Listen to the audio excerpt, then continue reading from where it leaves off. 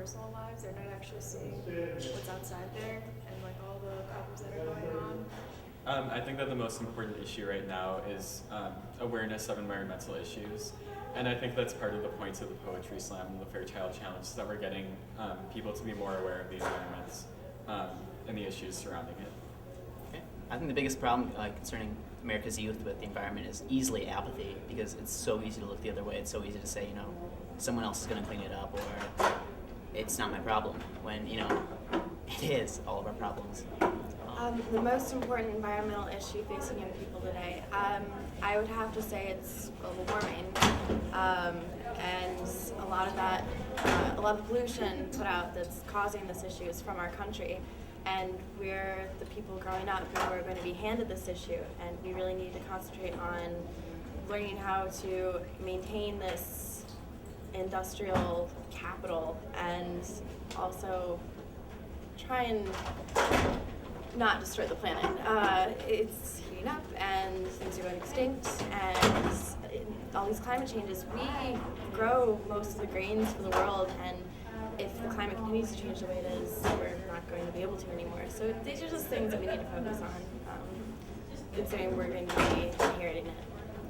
The most important environmental issue facing me, I guess kids like me, is probably things that affect like our everyday lives, whether or not to ride the bus or whether or not to just hitch a ride with our parents, which is probably easier but maybe less environmentally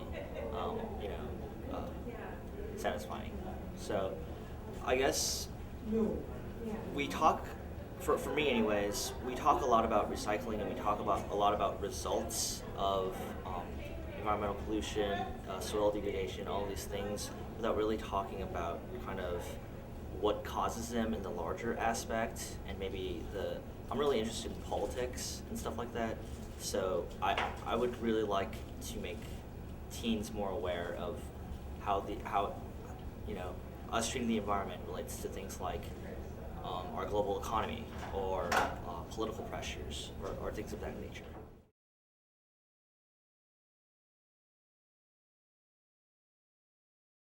They could do a lot of things. They could start with community service.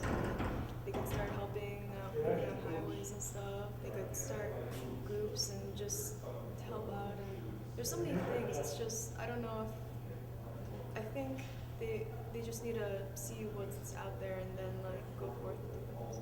But one small environmentally friendly thing to do would be like to replace light bulbs with CFLs, traditional light bulbs with CFLs in your house, or just to turn off lights when you're not using them, because electric energy is one of the issues. Big way you can help out is just watch who you help and what you buy, because that's really the role you play in society as a consumer and a provider. And you can very easily make sure that you're not throwing your stuff on the side of the road, but it's harder to find out who you're buying from, that they aren't doing the same thing.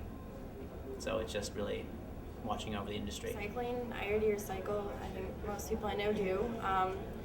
And just being aware of how much waste you put out, and just simple things. Turn off the lights, not leaving the water running, just shopping for eco-friendly cars. A lot of us are getting older, going out to buy cars. And yeah, just be aware, buy environmentally friendly products. They're more and more available and more in vogue now. So yeah.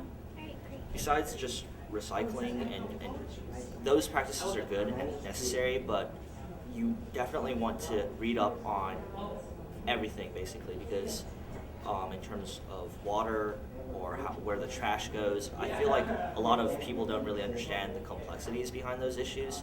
We understand Be Green, that's good. We see it everywhere, it's broadcasted on TV, it's touted by superstars, but we don't understand really how intricate it is within our own lives. And everything we do, whether it's turning off a light or not turning off a light, actually affects the environment, actually increases emissions, what global warming means to us, as opposed to just Al Gore preaching about it or talking about it.